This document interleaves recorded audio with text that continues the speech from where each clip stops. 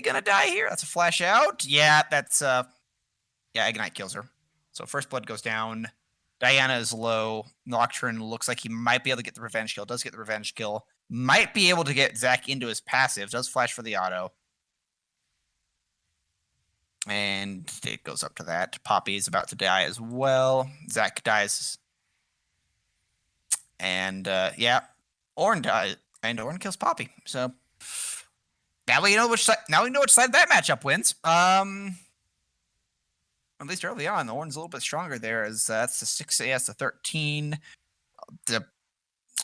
Nocturne doing the power farming there, the 22 CS to 12, and that's gonna snowball even worse.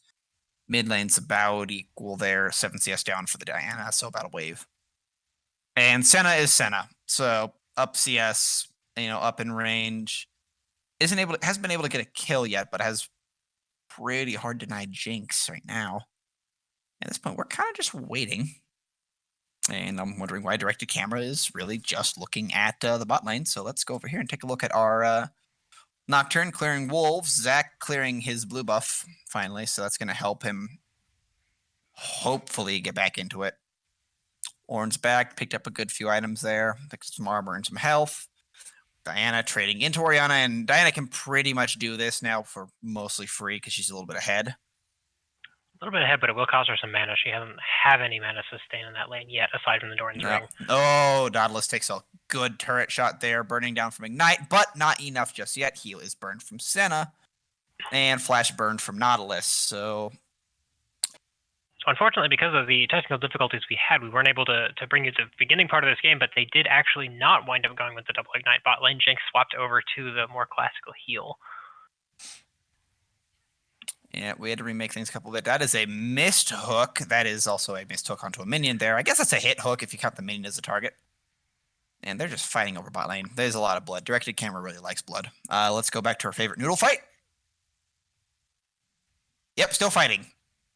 Noodle. Zach looks like he's about to gank here. Orianna doesn't see this. Oh, he misses initially, but yeah, doesn't get the auto for the pull, and Orianna kind of walks her way out there. A little bit of poke. She's going to have to back now. She's got next to no mana. She's very, very susceptible to an additional gank, which is really unfortunate for her with her lane pushing away. Yeah, really, or just Diana doing Diana things. Right. It's going to be very risky for her to stay in lane right now. Yep.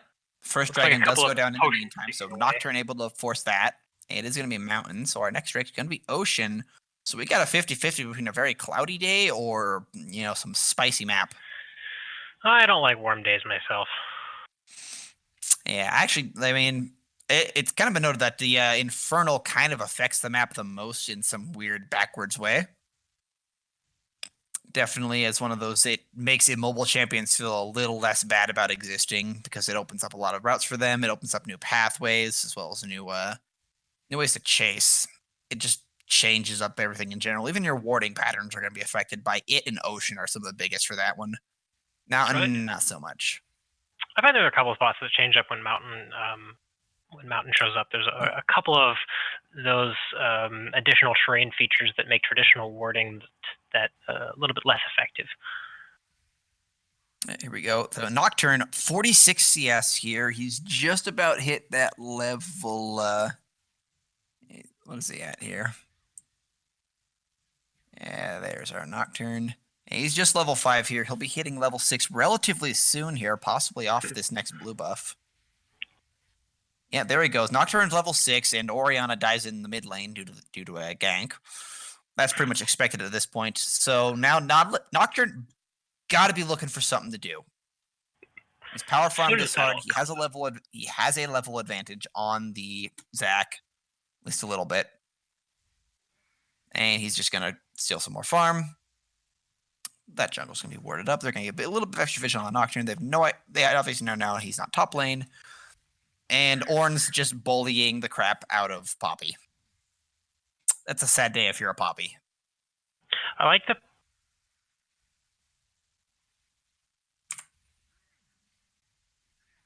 Okay. Interface. Yep. Oh, Nocturnal coming in. And yeah, Nautilus going out. As Thresh picks up the kill, and Thresh survives. Summoner names. It's really quite a good Here we go. opportunity for Nautilus down in the bot lane because we have Senna and Nautilus kind of perma-shoving that in. It's a little bit difficult for Nocturne to be going mid at the moment because of how solidly Minor Threat is winning over the Mythical Boo. It's just always a little bit risky to gank a lane that's that far behind.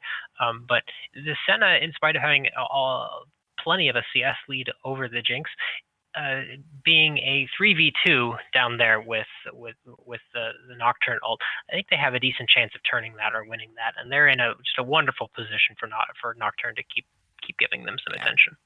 Yeah, that's definitely one of the conditions there under which Jinx actually is possibly useful. There is in the 3 versus 3 or 3 versus 2. And Zach's really not showing too much attention as of yet to bot side. He's not really had a reason to because of how far they're shoving up here. And, well, really, if you're a Zach, there's just not that many places you go outside of mid. Because, what are you going to do to a Ornn? Right. Or with an... And mid is really, you don't want to gank that bot lane. Okay, Ornn tries to go for an engage. Poppy backs away there, and they leave. Okay, yep.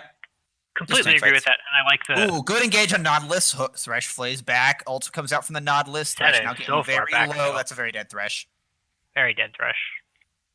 That is a good gank there from the Zach. So just as they start to try to push up, Zach finally shows his face in bot side, and it nets them a kill. And a little bit of extra damage on that tower for a nice little tower plate. So that will solidify a lead. It is Zach who got the kill, which is probably a good thing because that does help him catch up a little bit to Nocturne, who still has a 150 gold bounty on him. Poppy goes for the ult, misses the ult actually. Who picks that up? Oh, the good snipe from across the map. It was picked up by Nocturne, or the Herald was killed. Now, Ornn might consider trying to get his way in here. They are defending as it is. Yeah, they just got to post up on that one. Ornn's just going to wander back to his top lane. I don't know if they had vision on Nocturne. There just wasn't anything in the pit, but I believe there was a vision, or there was a yellow trinket down in the upper river ward. So I don't know if that was just a read by the Dirty Cheese that because Zach was top, or bot, Nocturne would try to do something top, or if they saw him on that Herald. But either way, it was a very, very good collapse between the Amo and Minor Threat down onto MP's crowd taking. Here we go. Now Kiss, Orion taking some serious damage, has to burn Flash. And the mid lane suffering continues there. This is what I absolutely hate about playing into Diana. She will just do that over and over and over again. Q, E in, E back out again. There's no real answer to that. Yeah, that's a good hook onto Senna. That's a good ult from Nocturne. Jinx does get the kill. She's excited, and Nautilus is burning down. Nocturne picks up the kill, and that opens up the Ocean Drake right there. Looks like that's what they're going to do here. They're going to clear some vision first, and Nocturne. Yep, goes and clears that ward. There's currently neither team in the vicinity at the moment here. Thresh is starting that ward. Diana is waiting in the bush. Diana being 2 levels up could probably take one of these carries Zach goes in, the smite comes out, Zach flashes over. Diana doesn't want to engage, so that steal attempt, a little bit ill-timed there. I don't think there's as much communication as there could have been. And that also didn't have vision in that pit. Yeah, so they probably just have to go off at timing there. A little bit of fighting going up in top lane to calm down after some action in the bot side. And while we're at it, it looks like we got the Cloud Rift. So what Cloud Rift does, for those that somehow haven't figured it out yet or haven't played the game in the last couple of months, the Cloud Rift creates little shrines that increase your movement speed around the map. Not necessarily believed to be the most useful. That's a Zach flying in, though, as I explain things. That's probably going to be a very dead Thresh as Let's Bounce goes down. Ooh, Senna misses. Thresh trying to get his way out, but really just delaying as he can, and he goes down to the Senna. 2 kills now to the Dirty Band-Aid. 3-on-1, there's not a whole lot you can do there other than just buy time. Yep. Which is exactly what I tried to do. Nocturne does have his ult up here in a couple of seconds from the looks of it, but it looks like he's going to just back off. No real reason to try to fight this. Worth noting that Senna did actually finish her item, the Mana Moon, first, and she's busy stacking that up now. Well, Jinx took a detour into the Grievous Wounds to fight that Senna lane. one of the reasons Senna is so oppressive, of course, is her Q does heal herself, and so she is very, very difficult to poke down because she's constantly both harassing you and healing herself at the same time.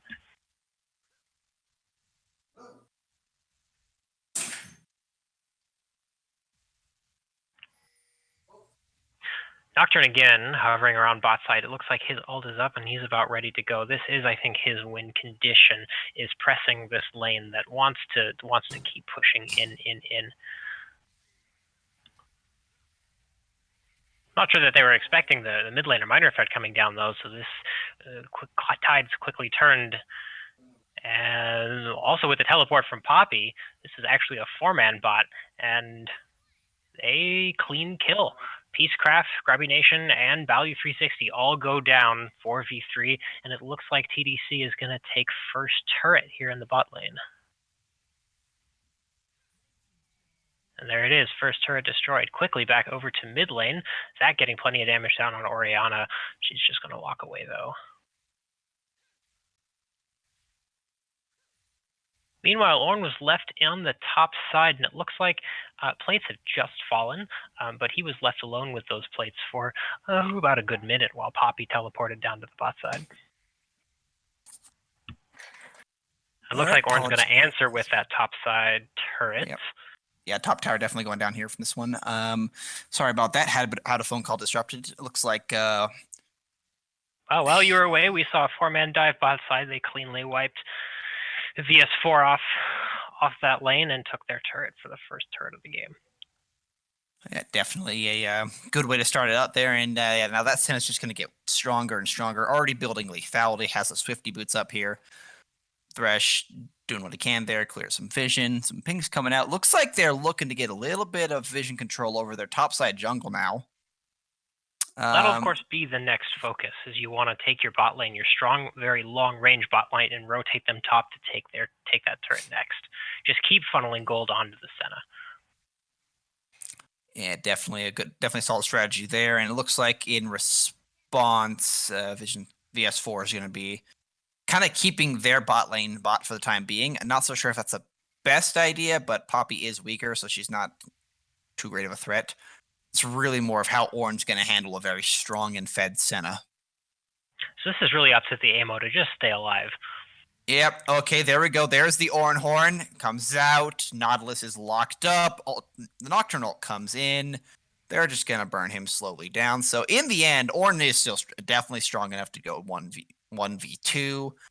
Orianna comes down. That's right into a tower dive. That's not where you want to be. Senna ult comes in as well. Railguns down the Orianna, and Diana picks up the kill.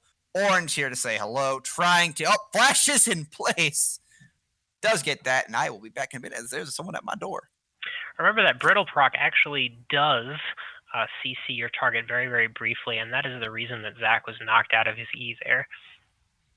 Diana getting caught, and almost the entire VS4 squad being kicked to the top side of the map by just a Poppy ult that came in about a second, maybe half a second too late to save minor threat.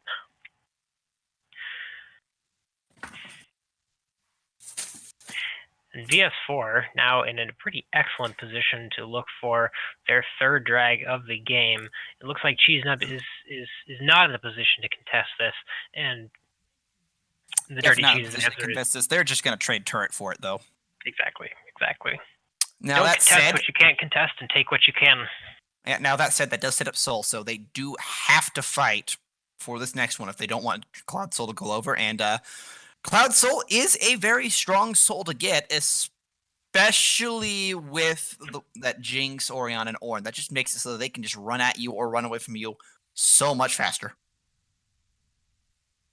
It's a little scary to think about, especially when they have a Thresh and a Jinx. A Jinx that is able to run you down is a very scary champion indeed, even if she is a little bit behind. Now, that said, looks like we're going to reset a little bit, calm on down, and set up for the next objective, which really, I don't think it's going to be this Rift Herald. They could consider fighting for it right now. The Dirty Cheese has a fairly significant lead still in terms of their bottom lane that can help them with their fight. But at the same time, both both top laners have teleport down, so I don't think they're actually going to be doing anything. In fact, there are no teleports available on the map at this exact moment. So we just might be in a little bit of a lull state for the time being. It looks like VS4 has answered TDC by rotating their bot lane up top, and now we're just going to swap sides of the map and let top laners be bot and bot laners be top. Either way, back to the land of peaceful tanking, and looks like a little bit of engagement going on here onto Rift Herald. Now, this is in vision. I don't think they're aware of it. There they go. The control ward does come down. However, VS4 should be aware of this, and they are. That control ward goes in. Zach's going to slap it for a little bit. Not really sure what Nocturne can do here, especially as the bottom lane goes down to meet them. Orianna ball comes out. Not really what you can do. That is a little bit of a face check there. Thresh, he's probably going to die. He does get pulled back in. Diana goes in as well. Yeah. Okay, Diana kills the Jinx. Thresh gets Zach gets Thresh and the Rift Herald. That is an okay ultimate, but doesn't matter. I don't think so. Nope, does not at all, as Orianna also goes down with the ship, and that's a very clean team fight. The only one left standing really is the Ornn, who couldn't join that fight and probably would have died anyway if he had. Yeah, it was an unfortunate positioning by Vision Score 4 there. They had 2 on top and 2 on bottom, and they had 4 very, very strong players that they had to collapse on. Yeah, and it's here never we go, a good though. This is going to be that Rift Herald. Now, the turret might go down before Rift Herald gets a chance to charge. And yes, it will. That does mean that it keeps all of its health for the next charge. Yep, and that means we're going to get a really big charge here. Thresh misses the hook. They're just going to let Rift Herald charge and do massive, massive damage to that mid turret. They are going to take it down in the end. They're going to be able to clear this wave out. Feel like they probably could have tried to force that a little bit harder because it was just the Jinx and the Zac at that time. They may have been able to get that turret, but they elect to back off. It's a possibility. There's plenty of other things to take on the map, and that was a good prize. Yeah, Baron coming up here, and actually just about now as I see the little worm slither around the pit, and Baron is alive. I'm kind of interested here that they're not going for the top turret. They have good vision on the top side jungle, so they know when anybody is coming down or coming up through the jungle for them. And they had 4 members on the top side of the map, and so I'm a little bit mystified as to why that turret is still standing. Honestly, it could be they feel they don't need it. Another thing, and this is kind of a cheeky thing you could do, although it's probably not the reasoning at all, is you can also just kind of have that top turret deny them minions. As you shove it into it, it just pushes back automatically, gives you a much shorter lane. If you have Senna there, which it sometimes seems like they're keen to keep her, that's just more farm for the Senna, more souls, and Senna plus souls is death. That's probably not what it is. They probably just haven't felt like taking it yet, but, we can over-speculate, right? Oh, always. That's what we're here for, isn't it? Over speculation and hot takes that mean absolutely nothing, as they are converging. So it looks like VS4 is trying to get something going here, but they're sitting in the middle of a ward bush, several ward bushes actually. So that's just like, there's nothing that they can really do here. They are potentially waiting for that dragon to spawn. That'll definitely be their best opportunity for a fight to happen. Zac gets caught out, however. Poppy goes in. That is a good ult from Diana. That's a lot of damage. Railgun down by Senna goes the Jinx, and then the kills just follow. Yeah, Ornn's not getting out. He even misses the ultimate. That's a really sad Ornn. And now that dragon, it's going to spawn right about now with the whole team up and healthy. The only one left alive is the Nocturne. He's spotted on the sweeper, so they know he's there. They're just waiting for him. Yeah, he goes in, tries to go for a kill, does get spell shielded, gets Poppy wallbanged, and is dead by the Nautilus, so that's a clean dragon. And it looks like the Dirty Cheese have decided to pull this way far ahead, as they actually are teleporting to the turret. That's going to be the inhib turret down. That's probably going to be the inhib down as well, because there really ain't much Jinx can do. No, and Diana is just a wonderful structure taker. A wonderful structure taker. There we go. Poppy body blocking to make sure everyone goes off. So she is going to sacrifice herself a little bit. That's probably, well, she's dealing without a bounty, so it's not the worst. But still. Giving a kill over to Jinx is never a good thing. Yeah, they may have overstayed just a little bit there. It was good for them to recognize that they needed to take that dragon and to make a play for it, and I'm very happy to see that they did. Yeah, definitely something they did there. Definitely stops that soul from happening, because The next thing over is the soul you really don't want them to get, which is that Elder Drake, which has a team-wide execute, basically. Pretty much anyone can execute anyone else, and that's not something you want, especially on a team that's behind, because they can still get you low enough to die. Pike ult is fun. We should put it on auto attacks. Pretty much. Taking a quick look at vision, there's a lot on the top side. I see, what is that, 4 pink wards surrounding the dragon, each team having a pair on their own side of the pit. Yeah, there we go. There goes the 5th pink ward in the area. It's gonna, that blue one's going to get cleaned out. So Thresh going to gain some control of that area. However, this is a face check. Yeah, Thresh is dead. Oh, unfortunate. Now we're sitting here with a 4v5 with Baron on the table. And minions, super minions, pushing down the mid lane. This is exactly where TDC wants to be. They want to have the numbers advantage in the pit, and they want to have those super minions pressuring the base to prevent. And they are going to start it up right now. So there's really no contest they can make here. They can try, but they already can be seen on vision wards. Nocturne does have his ult, so he might be able to attempt something, but Zac goes over the wall. Nocturne is very squishy, and Senna's just going to railgun him down. Jinx ult does nothing as well, so that's going to be pretty much an uncontested Baron now. As excellent job by the Dirty Cheese to hold them off there. Worth noting that nobody actually on VS4 had an available pink ward to push over the wall, so there was no way for them to get vision for the the Nocturne to go in and even attempt to steal. In my mind, they just shouldn't have been there. Yeah, short of some ridiculous shenanigans, they probably weren't going anywhere on that in that play. And there we go. After 24 minutes, that top tower will finally fall. Its reign of terror is at an end. And they're going in for the tier 2 now. And there's really not much that VS4 can do to stop it. Ornn's all alone here. And yes, he's a tanky boy, but he goes down to half health. That's a pretty good ult, though. And Nocturne almost goes in, but Senna's here to stay. She gets some really good healing. That's ult goes down. That's a sombrero from Orianna. Double kill already out there. Diana goes down. Orianna goes down due to Poppy. That's a shutdown on Diana. So that's some gold going back, but that ain't really much they can do about it. And Ornn is the last one alive, and they just throw everything at him. He just lives for so long. He was the one they started that fight with. 3 for 5. He was the one that started that fight with, so the first one to get shot and the last one to get shot. Yeah, either way, that looks like that's going to be a game-ending fight there, as Senna is still basically full health, and she's got a really long range here, does a lot of damage, and they're just going to slap the turrets down. There ain't much Nocturne can really do about it, as he's going to get zoned really hard by Nautilus and Zac, and Senna's just going to sit here shooting this Nexus until it dies. She's going to take a little bit of a break to kill Thresh. Yeah, going to take a little bit of a break to kill Thresh. They may be able to still hold this, but it looks like they're going to elect to back off here. I feel like they could have ended that. It's a possibility, of course, but I in general am not going to fault them too hard for taking a little bit more of a conservative route. They're winning very heavily or very handedly right now, and so there's no reason for them to get too overly aggressive and risk throwing. There's plenty of them that do have shutdowns right now. That's going to be a new turret, and that's also however, that is a Molten Edge upgrade for Jinx, so Ornn giving her just a little bit more gold.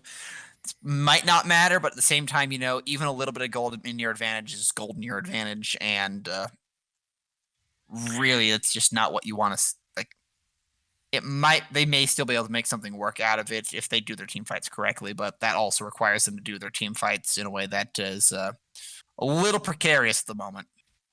Dragon is spawning here, and all of the Dirty Cheese is surrounding the pit. They're ready to go, and they will be contested by Vision Score 4, all kind of funneling in. Yep. Okay, Nocturne goes down. That does blind everyone. He goes in, does get stopped, though, by Poppy. It's a very low, killed by Senna. Ornn ult comes down, gets a good knockup, but that's still not enough. That's a good Orianna ult, but it's just not enough as they are being murdered left, right, and center by these incredibly fed carries. Yeah, the Orianna ball's having its revenge here at this point. As Diana just goes and slaughters everyone. That's 2 Cloud Drakes now. Lots of movement speed in the favor of the Dirty Cheese. And they may now just take this advantage here. They may try to end off this. Looks like they're definitely going to reopen up that inhib. This is a 5-man mid with 4 seconds still on Nocturne and a good 12 on Orianna, 17 on Ornn. That looks like it's going to be the end of the game with all 5 members of the Dirty Cheese just hammering away on the Nexus. There you go. And that is game over. Game number 1 goes in favor of the Dirty Cheese with an absolutely insane kills and deaths there. That is crazy. Now, we may not be able to bring stats here. Well, there we go. Let's just click over to some advanced details. And everyone's favorite graph. Yeah, not surprised. More or less what we expected, isn't it? Yeah, nice little... 2 tanks and 2 carries. That Senna is absolutely monstrous, and you know it's a really sad day when your Nocturne barely did any damage. In fact, he almost did as little damage as the Thresh, and the Ornn was the highest damaging champion on your team.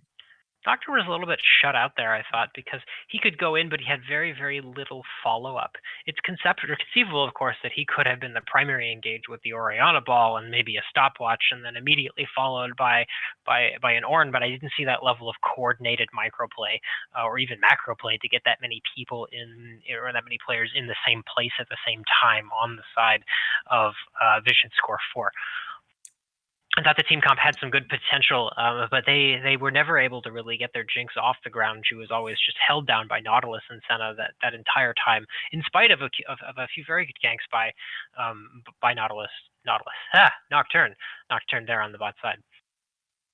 Yeah, definitely a lot of really. I mean, I'd hate to say there wasn't really much they could do, but you know, after that first kind of botched engage, and especially when mid just collapsed in on itself like that, I don't think there really was much they could have done. And you know, I will say the minor threat. I had the misfortune of playing against him last season quite a couple of times, and he knows Orianna probably better than anyone else in this league. So if anyone can demolish that champion in lane, it's him. So that was just an unfortunate matchup in mid. Mid collapsed, that spilled over and allowed Zach to influence any lane he really pleased at that point, and the top lane just wasn't able to hold up as well. Like, it was kind of just a collapse. It's a hard thing to do as a jungler when you're faced with 2 losing lanes where both of your carries are supposed to be, and the only thing that you can do is gank for your top laner, who's playing tank on tank. It's a really kind of depressing situation to be in, and I thought that the Vision Score 4, they did a very good job of trying to turn that bot lane, of putting some focus there, ignoring top lane, not spending any time trying to swing that matchup one way or the other, but focusing on who was going to carry that game. They were just unable to execute their strategy. Yeah, which is unfortunate, and it happens, and they're definitely going to have to try to turn that around in the next game here, which we are now just waiting at this point for us to some stuff and to get reinvited. But while we're looking at here, let's just take a look at yeah, everyone's I'm going to look at this stat, and I am a support player in this league as well, and you know, it's really sad when the support, I mean, real talk, I will say this, excellent vision score there on the part of Vision Score 4 here. I mean, the only one who wasn't warding was the Jinx, basically. 43 so what was Vision Score 4's final vision score?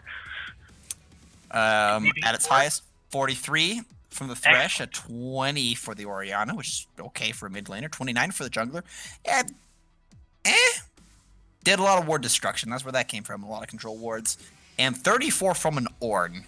So really excellent job on his top laner there. You know, fairly similar across the board, except for Senna had a vision score of 25, so that is actually an excellent, you know, I won't say excellent, that's pretty good though for a bottom laner to get that vision score there. Overall, I'd say there was pretty decent ward coverage. I think the big issue that VS4 had was they just couldn't seem to get the coordination going together, and I think what they probably should do in the next game, I would say throw out this comp, right? It's not a bad comp. It's just a little complex to do. In draft phase. Are they going to try and repeat the same sort of dive comp, or are they going to shift focus and work maybe more on a team fight basis, or maybe even a split push kind of comp? Yeah, I mean, I'd favorite team fight. I'd remove the Nocturne, place, well, pretty much anything. Warwick does good in this one. Even something like Aramis, something that is simple, easy to use, doesn't require as much art execution. Orianna is an okay champion, and if you can get her to work, she can work in almost anything. And above all, I'd say swap out this bot lane. I would not rely on a Thresh to keep your carry safe. If you're gonna do that, I would say if you're gonna have Jinx, pick something like Tom Kench or Leona or something that can just draw aggro from the Jinx and lock something down so she can kill it. But really, those are the two biggest ones I'd change out: is the Ornn, or it's not the Ornn, it's the Nocturne and the Thresh. That's the two biggest ones there. Anyway, we got the invite here going in for our game 2, so we'll get into that lobby, and we should hopefully be able to make a transition back to the normal stream.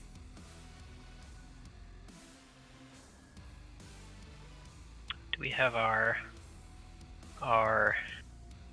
there it is. Big band tool is up. We have not started.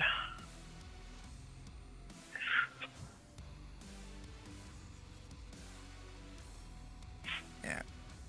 I'm gonna kill this, and alright, so how are we gonna go about this? We're gonna try to get this one up again there, Scrambles.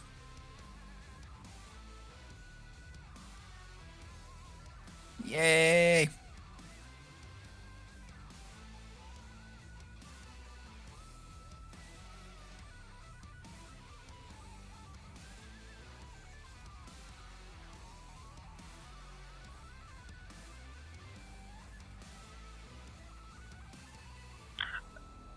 I don't either. Um, Looks like Sax Marino still isn't in a team. I have it.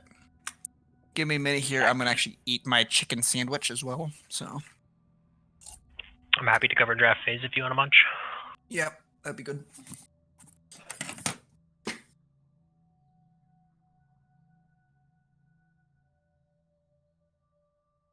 So are you just getting ready from team captains then? I also don't have chat.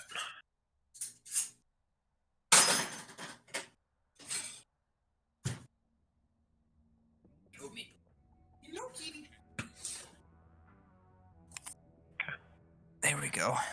Also have a cat here who's going to occasionally interrupt because he wants me to. I don't have anyone from VS4 on my friends list. But I have Cheesed Up and Minor Threat, so I can at least... do any of us have communication with VS4? Okay. That's a couple of minutes for me to very rapidly eat a sandwich then. Savor it. I mean, buy many more.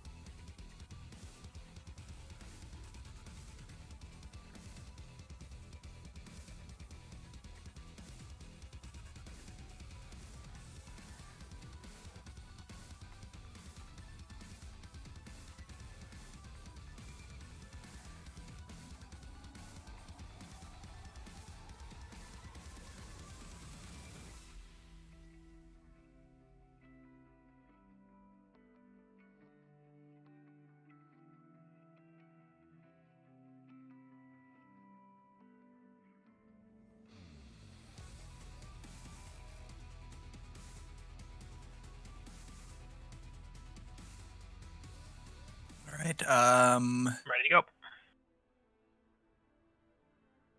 we got new spectate, right? Yeah, we do. All right, we're jumping immediately right back into draft, and VS4 says no to Senna. No to Senna. They don't want to face that again. TDC is looking like to keep their same bans from last game so far. Jarvan, no. Nico, no. VS4 then returned with the Aurelia ban, and they also don't want to see Diana. So right now, this is a pretty square target at bot and mid lane on VS4's side, and TDC banning out junglers and mid laners. VS4 with the first pick, they're actually going to take the Nautilus also away from TDC. So denying through pick and ban TDC's bot lane from game 1. Yeah, I'd say that's definitely a smart thing to do from the ban perspective. They are going we're just going to swap supports. That's fine by me. I support from VS4, and VS4 takes support from TDC. Truth be told, though, they still have a fisherman on their support, and that's going to be the Orin Prio, or heavy Orin Prio this match, apparently. Well, we are just trading teams so far, as Orin was picked for game 1 by VS4, and now by TDC for game 2. So if the salty run back is same teams, different sides, what would you call what do you call it when they swap comps? I have no idea. Yeah. Fortunately, though, we're not actually going to see that because it is impossible to pick Senna and Diana. VS4 going for a similar dive in, jump in, pick somebody up kind of jungler with the Vi. That, of course, is replacing the Nocturne from the first game, which is wonderful because I'm going to stop calling him Nautilus if he's not in the game. I will say, I do appreciate the Vi a little more than Nocturne for this, because unlike Nocturne, Vi can at least survive long enough to get out, and Nautilus can at least protect Jinx a little bit longer. Vi I've also used as just a peel bot. One of the things that happened in the last patch was her alt charge and her alt knockup. She is now unstoppable during that. So it's one option that she has is to engage like you would expect from a Vi, or pick like you would expect from a Vi, or also just sit on the carry and wait for somebody to get near enough to R them.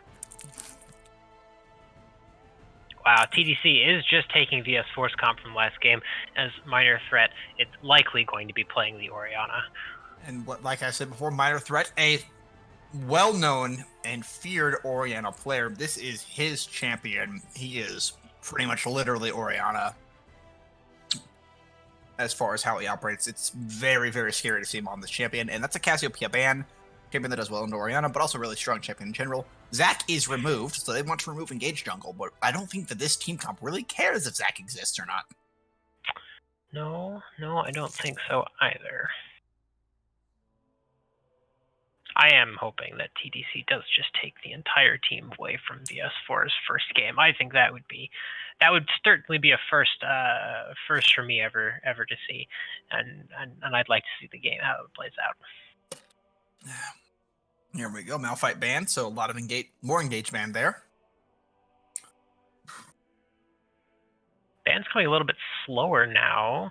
The first 6 were knocked out in pretty rapid succession.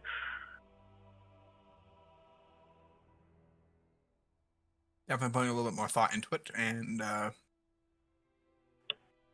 we're kind of just waiting at this point here. I wonder if they opt to take another jungler away, and they look like they're going to. That is deep into the weeds, though. Sejuani, I ain't seen her in months. She's a very difficult jungler to play right now. I still do on occasion in competitive type situations, but she is just a terrible solo queue pick right now. Mm-hmm. Which is really sad because she is probably one of my favorite junglers, and I really like her model too. Beautifully done by Riot's part there.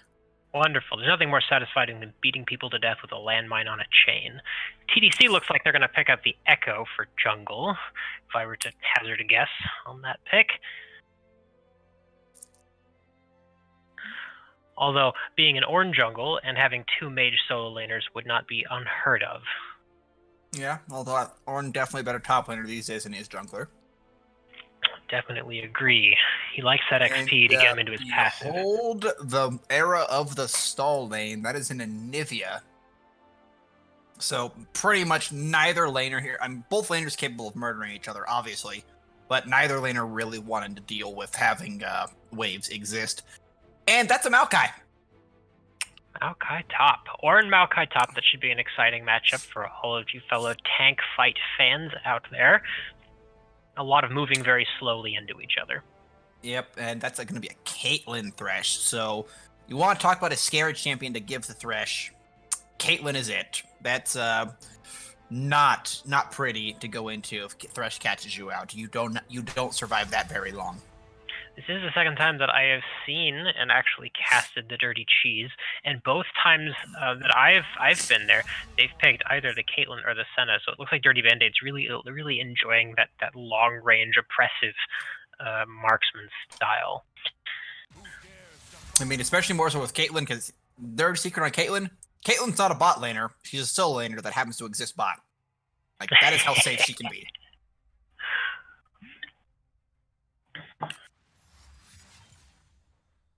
Looks like we had a little bit of a misclick here as we are waiting for. Looks like we started the official pick and draft in the client, and then Mid laner apparently wasn't in champion select. Interesting problem to have. I mean, technology's been weird all day, so. We'll all sit here and cross our fingers that we don't have to stream through the Discord again. Please no, my network doesn't like that. Oh, I'm sure our viewers don't appreciate the lack of sound either, but we'll do what we can to keep you guys in the loop.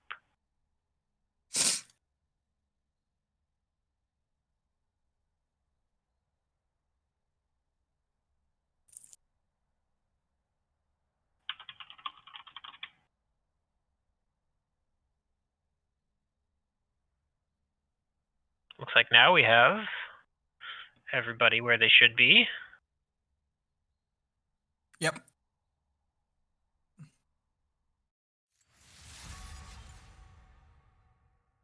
And we're back with full force. Wonderful. Of course, this time we can see the official client. Yep.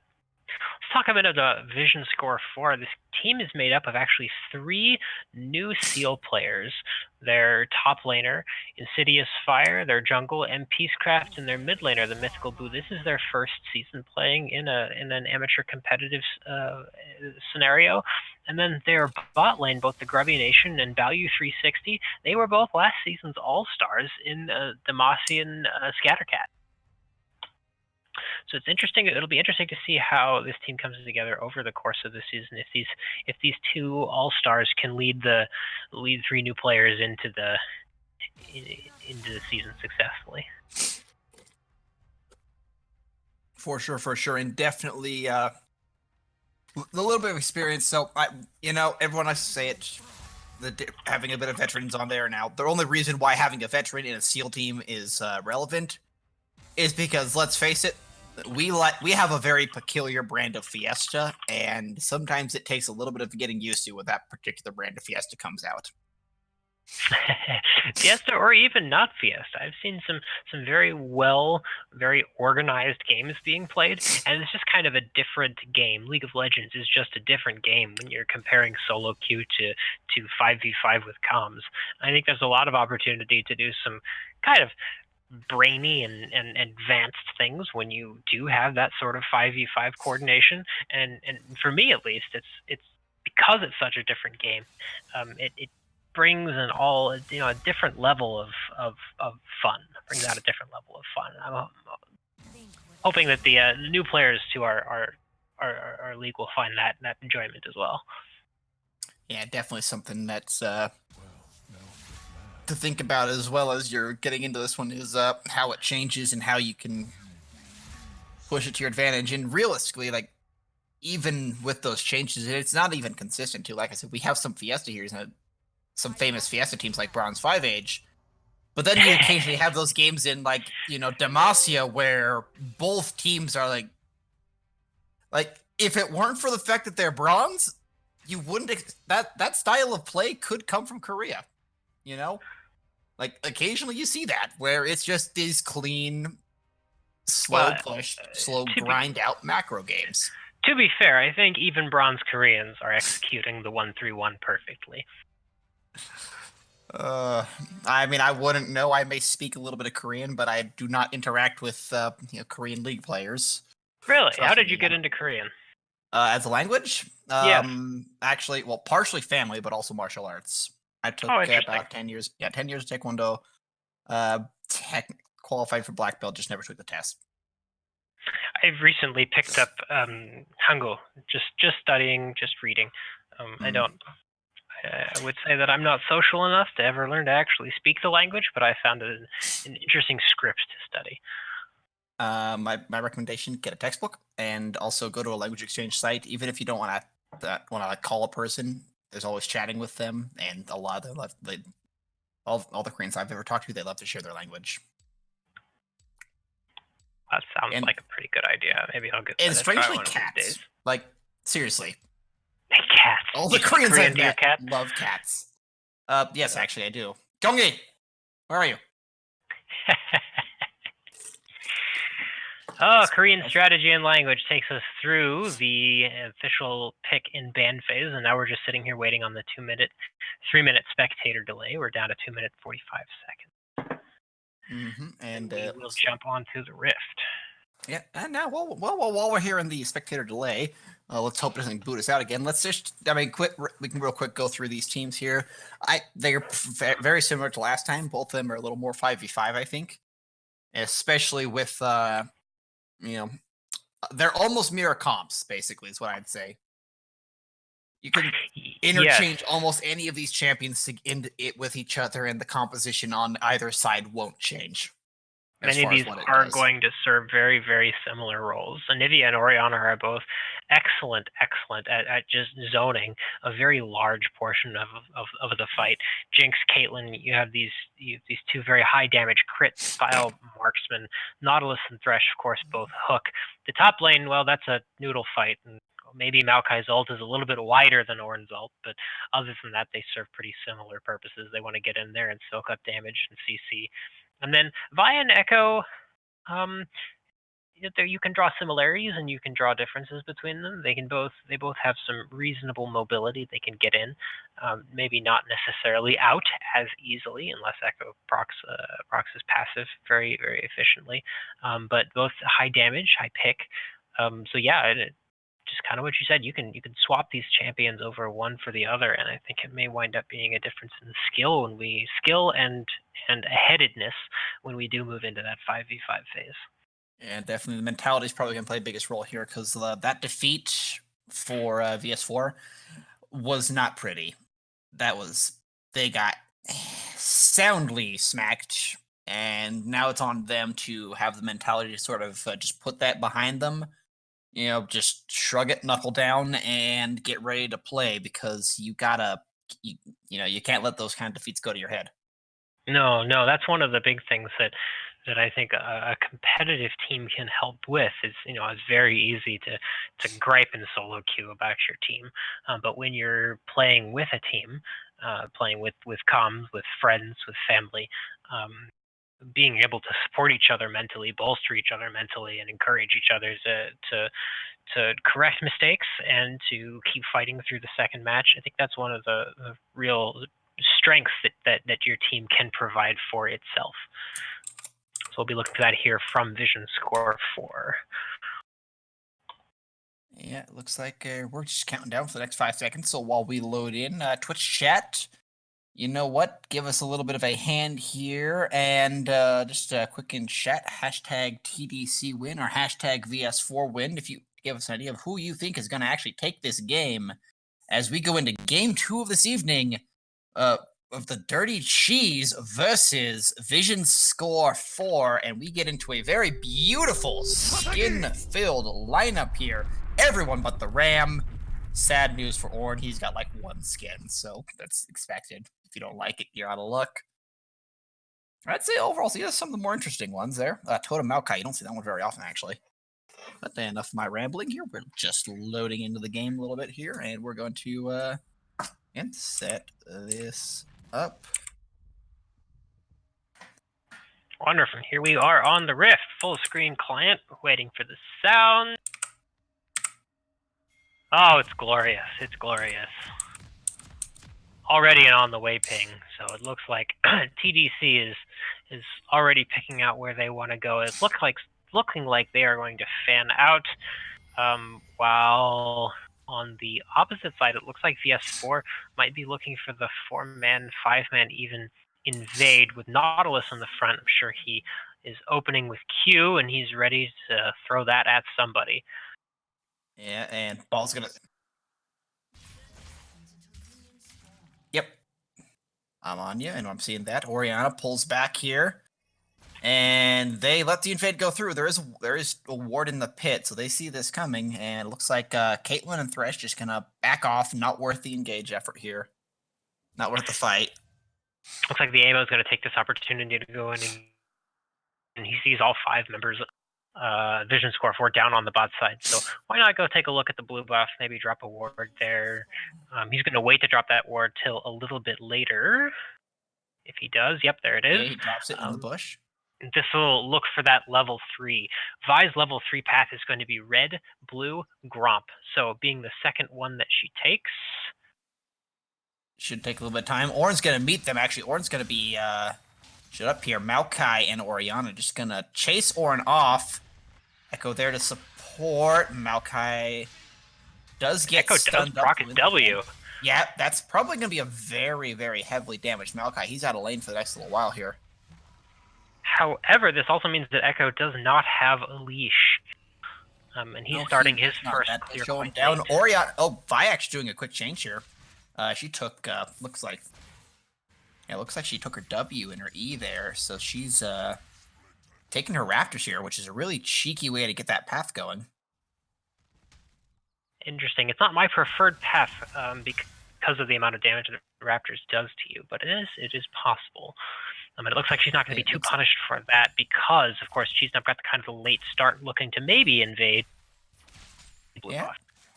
She is also taking her Wolf second instead of blue, so or Wolf's third instead of blue, so that don't think it'll get her. She will be late to level 3. Yeah, it'll be later to level 3, but you know what? So will Echo. Yeah, there she go. She's just showing the blue buff now, and Echo's gonna clear these Raptors here. Definitely some experience was kind of shuffled out of Raptors a little bit in Krug, so it's not gonna be enough there. Echo's red buff is down as well. His entire blue side is up, so... Echo getting a late start. Looks like he's just going to path for a full clear. Yep. Not a bad option. Vi does get 3 first. There is a ward in this buff. Ornn is actually dead. Yep. Q flash by Vi to secure the knockup on the kill, but it looks like Insidious Fire Maokai is going to take the kill and be the recipient of First Blood Gold. That's still perfectly fine. I would much rather a happy fed Maokai. And Echo's gonna probably have... Well, there we go. Ornn does burn that down. Now, this is a possible return gank, but they're not gonna fight the 2v2 here. It does look like Maokai's out of mana and a little low.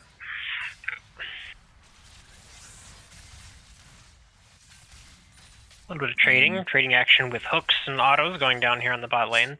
Decent damage. A little bit over to Dirty Band-Aids and Sex. Man, Rios. Yep. No, it looks like it looks like they're actually going to take the advantage though over to the Jinx. A little bit of there's a bit of a gank going on in mid lane. That's a lot of damage. And I just realized this Vi has Electrocute, so she's not looking to peel. She's looking to murder. That's a good Nautilus hook there. A lot of stuns go down.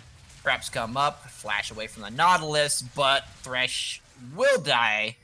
Eventually, the Nautilus burn actually as the Ignite kills him. So a one trade in the bot lane results in a kill for the support. Not the ideal place for that to go, but gold is still gold. And here we go. Here comes the tank slap fight. Bit of a knock up there. Maokai was baiting that Ornn knock up there. Yep. Some assist pings here, so it looks like Orianna might want it. No, it's going to be a bit of a fight here between Echo and Thresh. Thresh hooks the buff. That actually gets smited out by Vi. She manages to take it. Now she's got to escape. And now she's not going to escape from this one. That's going to be a buff transfer, and Echo gets his buff in the end and a kill. So they didn't the idea was good, but there was no priority in bot side. They actually didn't have any vision on Cheesenub, but they did know where he was. Right after Cheesenub cleared the ward up in Tribrush, MP Craft went all the way through his top side jungle and saw that none of the camps were up. So even though they didn't have vision on Cheesenub, they knew he was on his bot side clearing. Damage down onto top lane. It won't net a kill so far, but that Maokai is getting dangerously low, and we all know that Ornn is capable of killing him. Looks like he's going to do the smart thing here, back off a little bit. So after 2 quick fights, it looks like Vision score 4. They find themselves in the lead kills-wise, but, you know, gold-wise, they're about even, really. Slight advantage goes over to the Dirty Cheese. They started up the dragon, but they opted to walk away from it. They had a little bit of prio mid. They had enough information on where Grubby Nation, Value 6, and MP Craft were. No, they definitely did not. Orianna is fucking this lane up. The ults are online, so at this point, yeah, that mid lane's just gonna be a push fest.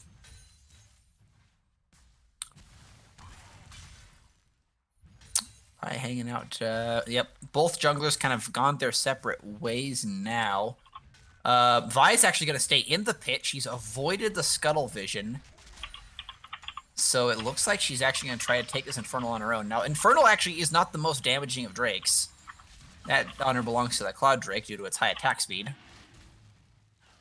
And Vi sneaks a dragon more or less for free. Orianna avoids the stun and just walks away from that gank. So, uncontested Drake. It is an Infernal. It's a relatively small buff. But that does get that, you know, like I said, just a little bit of help there for Vision Score 4. As our next Drake's going to be Mountain, which Maokai's going to love that.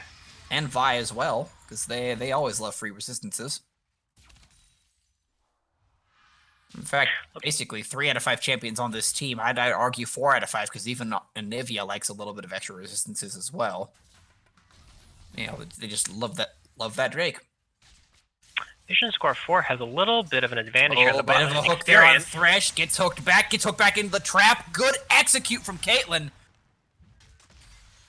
Just a slight overstep, and Thresh Punch is really hard. Bit of trading up at the top lane, but it's tank on tank. And they're not doing anything at the moment here. That's the scary part of the Caitlyn combo. You just see forever and being headshot the entire time.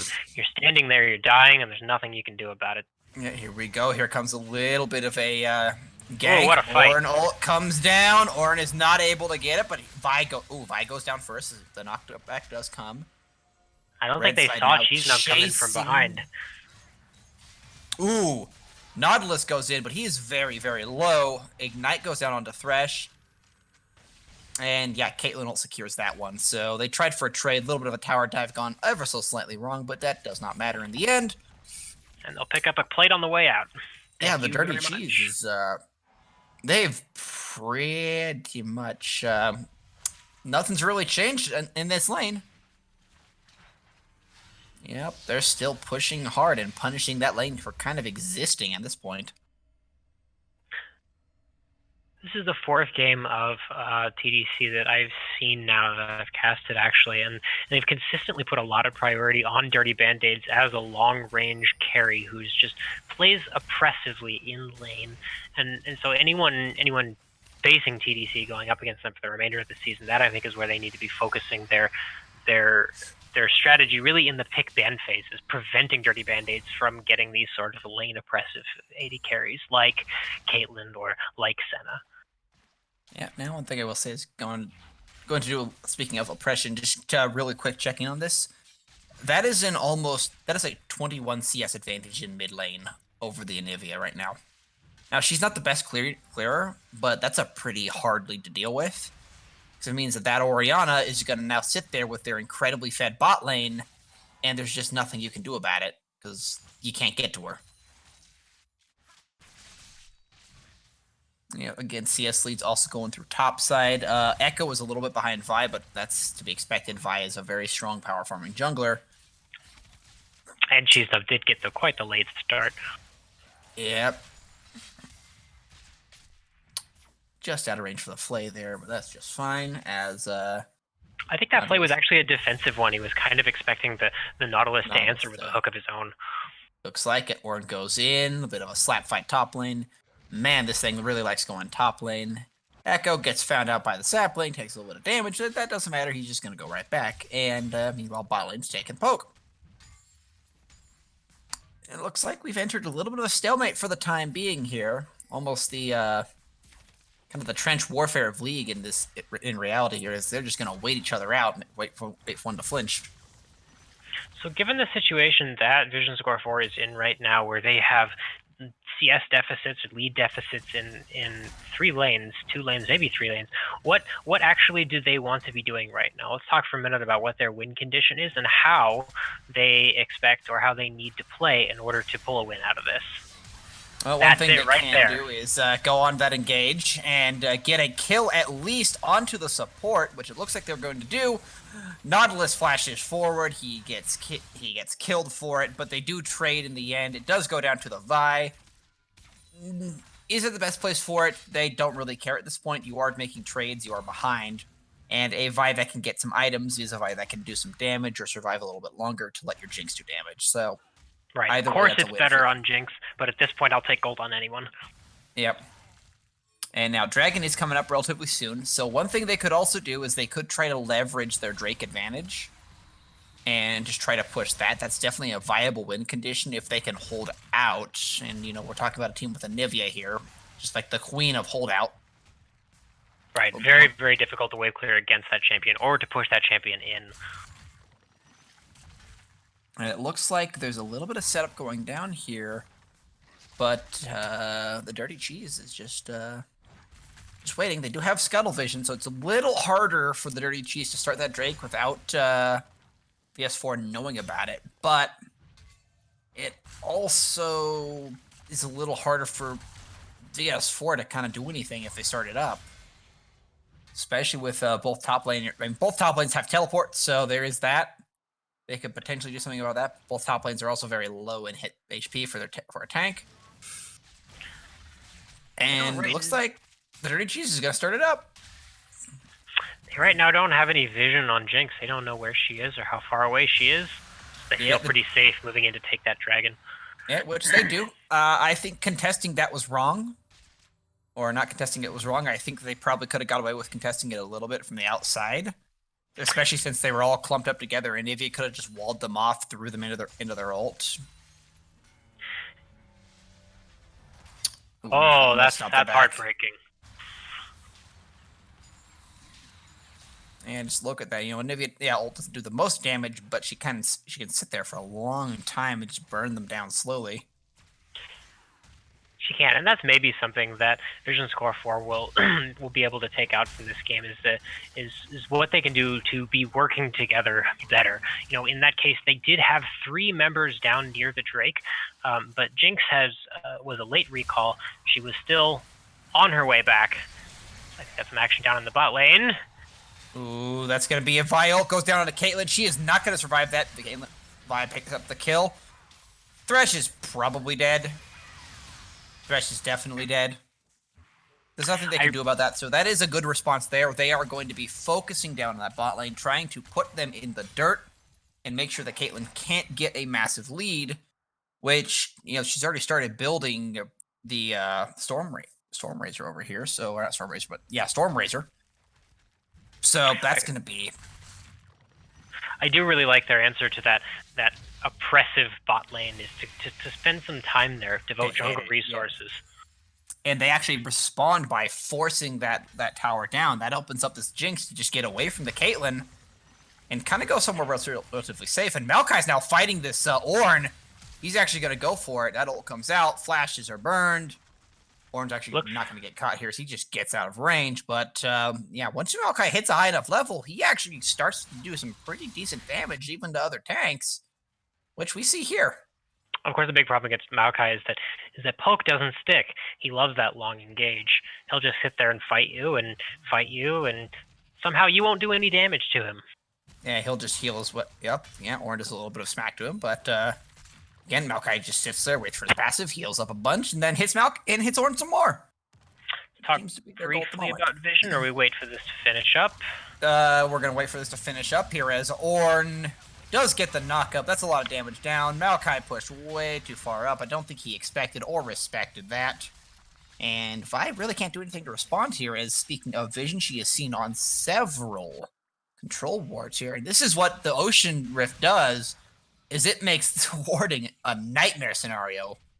You know, if you're a team that's behind, because there could be little, pink wards just sitting anywhere. Indeed. So in terms of pink wards, I'm looking over at the map here, and I see 3 down by the Dirty Cheese, and I see none down by Vision Score 4. There is some yellow trinket coverage dedicated towards the top lane, but I'd like to see them placing some more permanent fixtures on this map. Yeah. So Caitlyn, actually, in that meantime, however, got to do 2 turrets, so that's a little crazy, and she's well and truly back up ahead. Jinx and Nautilus are going back up top, so they are avoiding Caitlyn is the strategy they're taking at the moment, but there really isn't much Maokai can do about it either. Oh, and we're out of jungler here. We're pausing as MP's craft looks like they've been disconnected.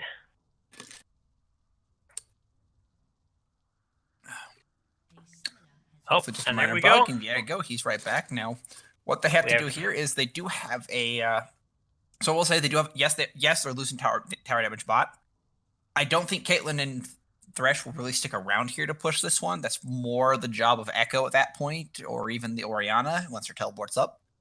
So they can probably stick Jinx now in this bot lane alone, really, and just have her eat this farm until they're ready to fight. And they do need to grind up and fight. Yes, they have a kill advantage, but they're still behind, and they're behind in their critical areas. You know, Jinx still needs another item, maybe item and a half before she's ready to fight. And right, I like that strategy very much. Leave Jinx down alone in the bot lane. Get Vi to place some defensive wards around the red buff so that Jinx has a very safe Ornn locked up there with that knock up, with that stun. Ornn tries to get away, gets slowed down, however. Excellent use of the Ornn W, which cannot be stopped. Yep, however, that doesn't really matter, as Jinx is going to chase him down thanks to that Nautilus secure, so that is a kill going off to Jinx. Finally, some gold in her pocket, and a little bit of damage down to this tower. They may try to force this tower here, which looks like that's exactly what they're going to do, as Jinx is just going to slowly burn this down, get excited, and run right away. This is where we want to see Vision Score 4 resetting for that Drake. Yeah, Drake's up and looks like just under a minute here. It, again, is a Mountain Drake, which will greatly help Maokai and Vi do their job specifically, and Nautilus as well, once to an extent. However, they also are just letting mid lane alone here. I don't know what Anivia was doing behind there. She probably didn't want to get dove on. So it looks like a little bit of a miscommunication there, and it ended up costing them a turret. And they just don't have the vision really over the dragon now, and really anybody able to fight over it. Vi just went over that wall. Okay, so she's waiting. Dragon does come up. This is definitely going to be a 4 on 4. Yep, there are 4 here. 5 on 4 now. I see Jinx coming in. Looks like everyone's here for the fight. And Nautilus just blows up. Don't think that was the best timed. Anivia is all alone. She gets flayed back. Caitlyn gets to just hit her for free. There goes the egg. Not much you can do about that. And Orianna gets the kill. And I think that was not the best planned out Drake fight.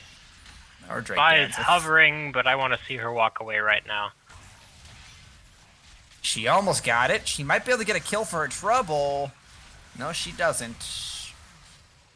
Thresh manages to flash out, so I appreciate the sentiment, but you botched that dragon dance when you split up that way and didn't have anyone covering Anivia. It feels like one where either you all go in the back or you come in from the sides and let Anivia and let Maokai and Nautilus really do their thing. So back for a moment to win conditions. What exactly does Vision Score 4 want to do here?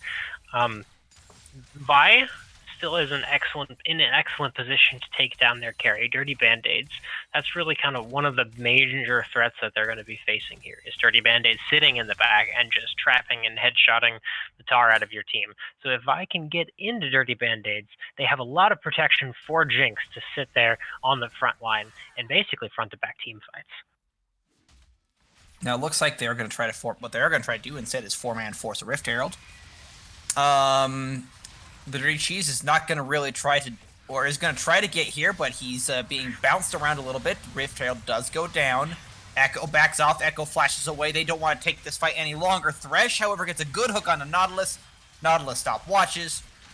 Orange just refuses to die. He eventually goes down to Jinx. Jinx is now excited, but she's really too far away to do any damage. And Maokai is dead. It looks like there was almost an attempt at it, but not enough. And they disengage. Anivia is very, very dead. Yeah. These are the kind of 5v5s I think we were both hoping for when we saw this draft. It was very long, protracted one, back and forth, slogging left and right. Let's basically just have a one or all for one set fight. Left, right, left, right, left, right. Yeah, now I will say I actually think VS4 could have taken that fight. However, I will like to point out that their AD carry was not in position on the second half of that fight at all.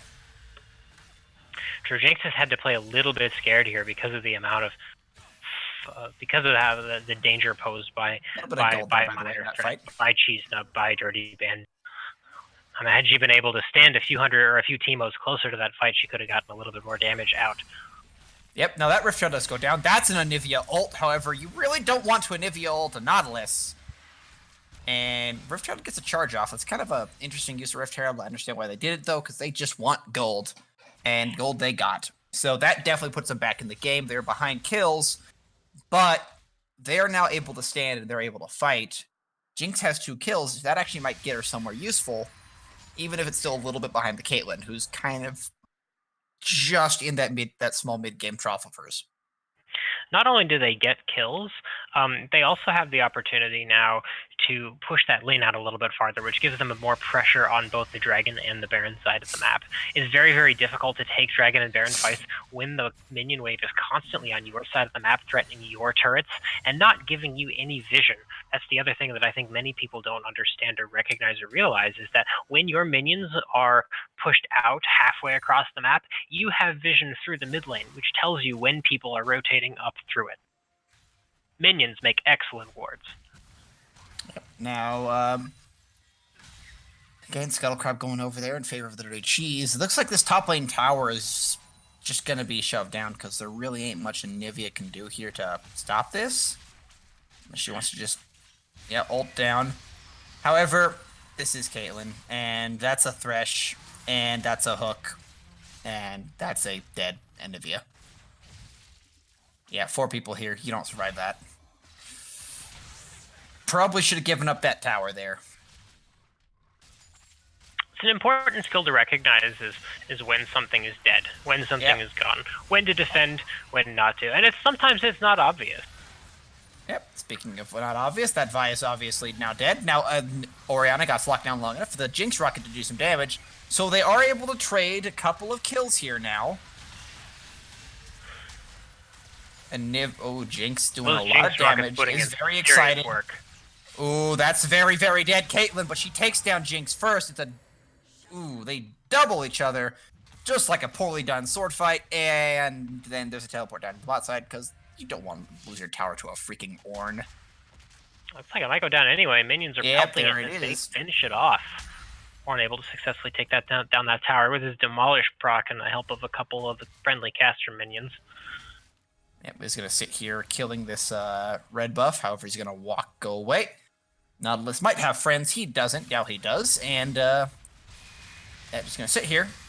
Now, potential for an Anivia ult there to turn that around and make that a little more than the slap fight that it is, but they're not going to use it. Remember that Ornn charge destroys player-made terrain, which is what was knocked down that Anivia wall that was so expertly placed to trap him in the Vision Score 4 side of the jungle. By the way, looks like Orianna now has the Luden's Pulse, So good old Ornn upgrade item there, and a big old team fight to go in there. That's a big Ornn. You as Ornn, you blow the horn. Vi steals the Drake. Nautilus goes down. Jinx takes out Echo. Orianna takes out Jinx. It's a back and forth fight everywhere. It looks like Vi's going to get shut down here. So it's going to be a win fight for the Dirty Cheese. But VS4 get the Drake and prevent a Soul scenario. This gives them a little bit of extra breathing room, and again, they are behind, so these trades are pretty much everything to them at this point. This does keep their win condition potentially alive.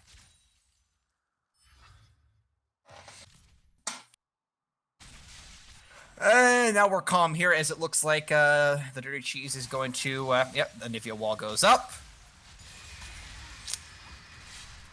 Ornn doesn't really bother with it. Maokai getting pulled through that damage there. Nautilus goes down. Good rocket down onto Caitlyn. And that's going to be another kill there down for Jinx. Maybe no. Thresh dies. Jinx hunting and hunting and hunting. Ornn may escape here, though, most likely to. And nope, there's a chilling smite. There's the punch. Ornn gets it. And Orianna, pretty much the only one left there. She's just alone in the jungle, probably looking at her teammates going, what the heck is going on down there? And she's just going to leave before they all catch up, because that's not a party you want to meet in a dark alley. VS scored an excellent ping there. They won a fight, and they immediately pinged for Baron. They knew exactly what they had to do. Yep, now they do have to deal potentially with Echo. That's a good little trick there from Vi. Ooh, good ult on Vi's part. She does ult to escape. She does die for it. Vi potentially going to be down as well. That's a solid Maokai ult. Staying alive. Vi escapes. Echo is dead instead. And Baron was aggroed throughout the entirety of that fight by Nautilus, so Anivia's just going to sit there now, burn it down with her ultimate. Best she can. Clear that ward, prevent them from being able to get the upper hand. Vi does have smite available. There we go. That is a relatively clean take. Excellent Baron dance. Now they just have to get out. And it looks like they aren't going to take the fight. That was nicely fought by Vision Score 4. Vi jumped over the wall just to deny the blast plant, and then immediately realized, she clicked on the blast plant, and immediately realized that Minor Threat was standing there. I think had MP Scraft known that Minor Threat was there, they had been able to take that fight a little bit faster, and eliminated the Orianna. Still well done, especially well done surviving. That is 5 Barons. Nobody died during that fight. So that was an excellent collapse. And right now, the Dirty Cheese, they kind of just have to back off and wait to receive these waves, because that's a Baron push. Right, there's something you don't want to do. It's lose a fight while the other team has Baron, because they're going to take that opportunity, that numbers advantage, and they're going to translate that into turrets. Yeah, or in this case, they're definitely going to translate that into even more gold for the Jinx. So Jinx now sitting at 3 items here. She's even with Caitlyn now. She's actually caught up and she's ahead and has the bounty. In fact, so they've done a full 180 as far as who has the upper hand in this lane. This is more flip-flopping than a politician during an election year. Well, if we look at Vision, or if we look at gold now, we're sitting at we're at just about 1,000 gold deficit on the side of Vision Score, doing a very good job to catch up where they were earlier. Yeah, but you also forget we're in 2020 league, so 20 minutes is late game, 27 minutes is super late game. The longest I've seen this season was a 47-minute game. Yeah, of course, as these games go later and later, this is going to favor Ornns, who can just be giving their team 1,000 gold at a time for every level that they get. Yeah, definitely something he can do. However, he only has 18 levels, and there is only really so much they can do. Even if it is a little bit of extra gold, his extra gold is already down onto the carries who can use it. Oh, that's an excellent Orianna ult, though, and that's going to be a very dead Anivia. First one to go down, however, Jinx basically untouched in the backline, just burning it down the rest of that tank. Horn comes up. She has to kite backward. She does get the kills, but it's not enough. Triple kill goes down. Double kill for Jinx. So in the end, it is an ace. And I don't think they're going to be able to end the game off of that, perhaps, but they're certainly getting turrets. That was a 2,000 gold pickup there on the side of the Dirty Cheese, and they've got a Caitlyn and an Echo just sitting here wailing on turrets. Yep, so Anivia's going to be the first one up, followed very closely by Vi. They might try to, no, they're just going to try to go for the go for the inhib here instead. And if I'm then I'm walking straight back to Dragon. We're seeing that spawn here. This will force the Dragon Soul. If they try to do it, it'll force the next Drake to be Dragon Soul. Orianna knocked back a little bit. Friendly trolling there. Blast Plant trolling. Yeah, time-honored tradition there. And it looks like it is Vi. Ooh, that's a good Orianna ult to pull Vi out. And doesn't do too much damage, but it does let her not be in the vicinity for that Drake. That will be the next dragon as Dragon Soul, which is a win condition that VS4 really want to have and not have to fight for with their lives. They cannot afford to let the next dragon go. I think VS4 has done a really, really good job of turning around how they're playing these team fights. The last 2 or 3, I think, have been played out really, really well. And Grubby Nation on Jinx has had some good positioning, especially in the last fight. There's just not a lot you can do about the Horn pushing down the entire lane with the Ram. That's ultimately, I think, what did them in was if Jinx had been able to continue to walk back and kite, would have been a different fight.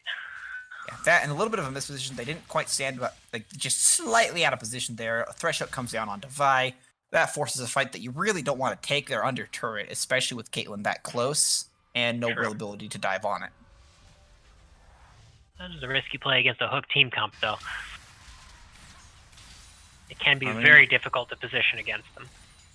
They are, however, able to easily push into these super minions, so even with the inhib down, it's not too big of an issue. Nautilus almost gets that hook. The wall comes up from Anivia. Nautilus goes out. That's a good shockwave, and Orianna go down. Vi gets caught out by the Thresh, thrown back into it. She's gonna die here. Goes in for the Orianna, gets killed anyway. And now it's literally Echo just 1v3ing their team there. Almost dies, but is able to just pop right back out. After all, he is Echo. And yeah, body block's done there. That was the fastest I've ever seen a Caitlyn run. Good stun, but that doesn't mean much. They're just going to try to walk it down now, and that could have been a fatal fight. It's very well possible for them to just take this inhib and force game. Thresh goes in, does hook the Jinx, flays her back, she explodes! Maokai and Anivia, the only 2 left. Maokai gets out, but he goes quickly down as Caitlyn is 1v1ing the Nautilus and winning. Turret also goes down. That's going to be it for this team fight here, and that's definitely going to be it for this series. They're just having a little bit of extra fun here, and they're just letting the minions do their job. Caitlyn actually dies. So a little bit of trolling there, but in the end, that's going to be game. The Dirty Cheese end up taking it 2-0 with an excellent pick to end the game. Oh boy. You know what I said? What I wanted Fiestas? Ladies and gentlemen, we got a Fiesta. That was pretty massive, and that is some massive damage from Caitlyn at 33,904. That is a carry performance right there. That is a very big carry performance. It was definitely well played by the Dirty Cheese. I thought Vision Score 4 did a really, really good job of trying to turn things around there in the mid-game of Game 2. And I'm a little bit disappointed that we didn't get to see more of them. I'm hoping to see a rematch at some point later in the season, because I think that VS4, they look like they were learning as they were going against the Dirty Cheese. And if we do see that rematch, maybe in a playoff type of situation, I'm expecting to see a lot of long range AD carry bans hit towards the Dirty Cheese. Definitely a likely case there for that. Now, I think we're pretty much just waiting. Well, we need to get. Well, I think we're gonna need to get a post-game interview here if we can just find someone who can do that. I'll just real quick message Dirty Cheese here real quick, or message Amo instead.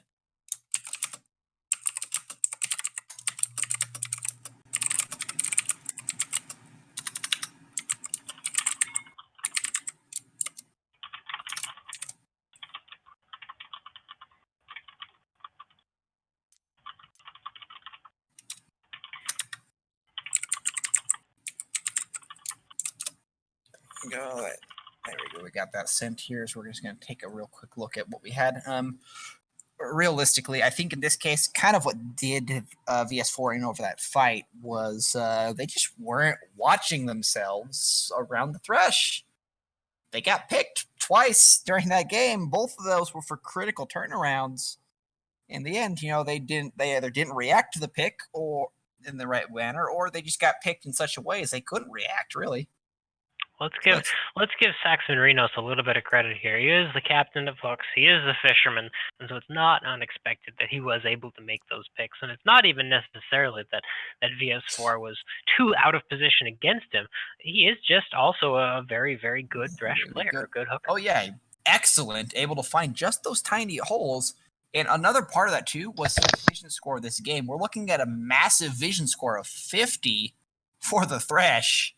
So he pretty much had exactly what he needed to make sure that those picks that went wherever they needed to go. We're going to be joined right now by Minor Threat, the mid laner for the Dirty Cheese. Welcome, Minor Threat. Hey, how's it going? We're doing pretty well. Congratulations on your 2 wins today. Thank you. What was? Can you tell us a little bit about your team? Did you guys have a good scouting report on VS4, or do you tend to go more towards kind of comfort pick type strategies? We scouted them a little bit, and we knew we wanted to keep their jungler off of his most played champions, especially after game 1, because the jungler on the enemy team was really controlling tempo with the ganks and with objectives. We noticed that. Also, Nautilus was a very contested pick with both of our supports playing Nautilus, and it was kind of funny that we swapped Nautilus and Thresh game 1 and game 2. You swapped 3 champions, and I was really hoping to see the rest of them. Just run it back. With the Ornn also going over to your side, and then you taking Orianna in mid lane. You were really only missing the who was the first? The jungle. Nautilus and the AD carry and jungle. Yeah. Well, I will be sad. I will be forever sad that I didn't see that. But catcher can't always get what we want. Yeah. But no, my strategy is just have fun not being ganked because our bot lane gets camped. I love it. I imagine that's a comfortable way to play. I don't play lane myself, so I'm usually the one looking for the ganks. But it is always nice when there's an obvious place to go as a jungler, and I can imagine that it's satisfying to not be the obvious place to go. Oh yeah, and we all try to keep vision up, even though we know where enemy junglers tend to go. But yeah, the enemy jungler actually surprised us with that early top lane gank, and then I was not expecting the early gank over chickens. Unfortunately, Anivia did not follow up. He followed up on the gank, but when I was low, Anivia didn't really follow up with the harass after Vi left. She could have really harassed me out of lane if she had played more aggressive. All right, I thought MPscraft did a very, very good job at focusing the lanes where he could have most effect. Tank on tank happened 2 games in a row. Seems like what's your team's thoughts on top lane? Is that just where you stick a tank as the player that that 5th guy on your team that sometimes not necessarily. We always have a tanky support, and then I usually get to play Aurelia. Not this game. This game they gave me the Orianna instead. But if we have a tank support and Aurelia mid, we have 2 off tanks, so that opens up top lane for another bruiser. We usually want either a support being a tank and a full tank, or 2 off tanks with the support tank. Okay. It really helps. So in terms of then damage and carry, it looks like you guys rely a lot on Dirty Band-Aids to put the deeps out. Yeah, he always manages to beat me in DPS. I thought that I might have been able to get him with some of the team fighting that I did, but he was just all lane face long. He was poking the enemy, so there was no way I was going to catch up. That's good. Good. Good you guys have a team that you know and understand how to play as and play around. Yep, and Cheese Nub is really, our jungler is really good on multiple champions, so we like to keep him pretty flexible. His Zac ganks, he's the best Zac in the league. We're just throwing that out there. Oh, that hurts. Sorry, I won't man. contest him for it, but it hurts. Yeah, you're the best Sejuani. Not saying much right now. Oh well. Well, good. This is week 3 for you. Yes, this is not a late week 2 game. This is week 3. Wait, is this? No, this is only week 2. We had a bye, right? Right. Freljord does have an odd number of teams, doesn't it? I believe so. This is week 2. Our Okay, week 3 game is next week. Okay, so what are you looking forward to in week 3? What are you taking forward from week 1, week 2? We've just got a lot of momentum going, and we're going to try and shore up some of the deaths to early ganks. Maybe get a little bit more early vision out. That's our main issue right now. Deaths to early ganks. As soon as we get a little bit of an edge, we team fight very well. One of the last team fights that was happening around Baron and then moved up our jungle towards red buff, every one of our champions was under 300 health except for me, and we got another 2 kills after that point, I believe, just by juggling aggro. Mm-hmm. So our team is just very, very good at playing around team fights. It's good to know your team's strengths. Good indeed. All right. We have any more questions for Minor Threat? Definitely not from this end. I think you've done an excellent job in conveying kind of your thought processes and how things went. So realistically, it looks like it's about time for us to close up shop here. And from my, I will say, from myself, my our kind host today, Scrambles, and my wonderful co-caster, Monte Carlo Method. Have a good evening and a good night, and enjoy your time on solo queue. And praise be unto it, guys. Lux and Syndra are back, as clarified by our wonderful tribunal, and thank you to them for enabling all this madness to happen. I will see you again, hopefully sometime in the future, and make sure to stay tuned all throughout this week, because we pretty much are likely have a game almost every single night if we can help it. If we can help it. Thank you very much, everybody, and we'll see you elsewhere on the Rift.